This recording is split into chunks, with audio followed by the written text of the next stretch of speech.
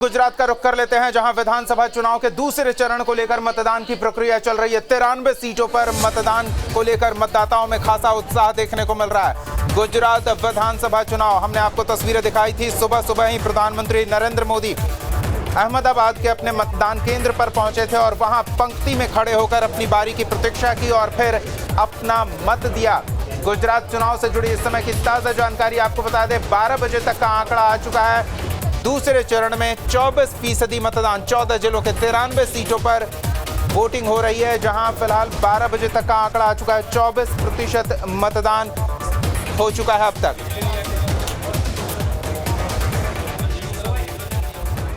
तो गुजरात विधानसभा चुनाव को लेकर मतदान की प्रक्रिया चाक चौबंद सुरक्षा व्यवस्था के बीच संपन्न कराई जा रही है। ताजा जानकारी के लिए सहयोगी गौतम जोशी हमारे साथ जुड़ रहे हैं, उनसे जानते हैं। गौतम, दूसरे चरण के लिए 93 सीटों पर वोटिंग चल रही है, क्या अपडेट है आपके पास?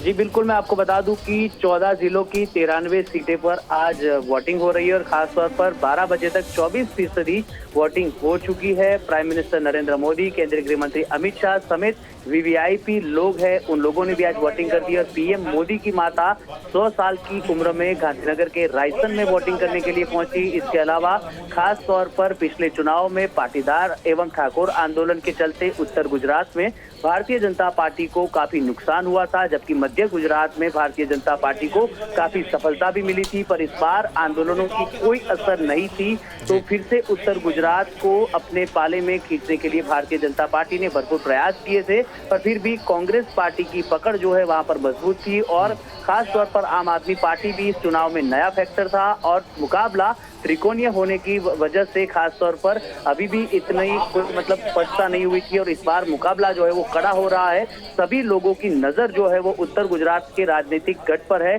क्योंकि वही जगह पर भारतीय जनता पार्टी के दिग्गज नेता नरेंद्र मोदी, अमित शाह, आनंदीबेन पटेल, पूर्व डिप्टी सीएम नितिन पटेल समेत नेता सभी वहां से आते थे।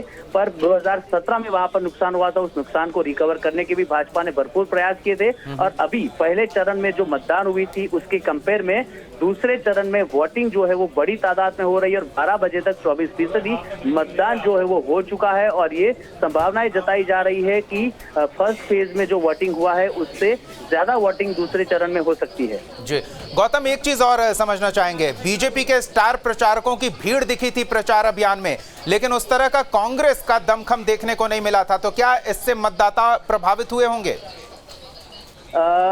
एक खास तौर पर आपको बता दूं कि पीएम नरेंद्र मोदी यहाँ पर लगातार रैलियां कर रहे थे, पर उन्होंने अपने भाषण में एक बार एक चीज कही थी कि कांग्रेस टीवी मीडिया जनसभाओं में नहीं दिख रही है, पर वो काफी साइलेंटली काम कर रही है। दरअसल गुजरात के चुनाव में हर बार मुकाबला जो है वो मोदी वर्सेस राहुल गांधी का बन जाता था, जिसमें कहीं ना कहीं कांग्रेस पिछड़ी हुई नजर आती थी और मोदी के चेहरे पर भारतीय जनता पार्टी को काफी फायदा होता था। पर कांग्रेस की इस बार रणनीति यही थी कि नरेंद्र मोदी प्रधानमंत्री है और चुनाव जो है वो गुजरात विधानसभा का है और इसीलिए खासतौर पर रणनीति के भाग पर ही राहुल गांधी को गुजरात में ज्यादा नहीं बुलाया गया और गुजरात के जो स्थानीय चेहरे हैं यानी कि कैंडिडेट है वो कैंडिडेट ही गुजरात में चुनाव लड़े। हालांकि लास्ट में मल्लिकार्जुन खड़गे ने पीएम नरेंद्र मोदी को लेकर रावण जैसे शब्दों का इस्तेमाल किया, तो वह वो शब्दों को काउंटर करके भाजपा ने कहीं ना कहीं सिंपैथी गेन करने का प्रयास किया। पिछले चुनाव में भी सोनिया गांधी ने नरेंद्र मोदी को मौत का सौदागर, मणिशंकर अय्यर ने चाय वाला जैसे बयान दिए थे, जिसका फायदा कहीं ना कहीं भारतीय जनता पार्टी को बेहद हुआ था। पर इस बार ऐसे बयानों से कांग्रेस बचना चाहती थी और इसीलिए कहीं ना कहीं मुकाबला मोदी वर्सेस राहुल की बजाय गुजरात विधानसभा चुनाव में भाजपा वर्सेस कांग्रेस का हो। इसी रणनीति को ध्यान में रखते हुए कांग्रेस ने अपने बड़े नेताओं को मैदान में नहीं उतारा था।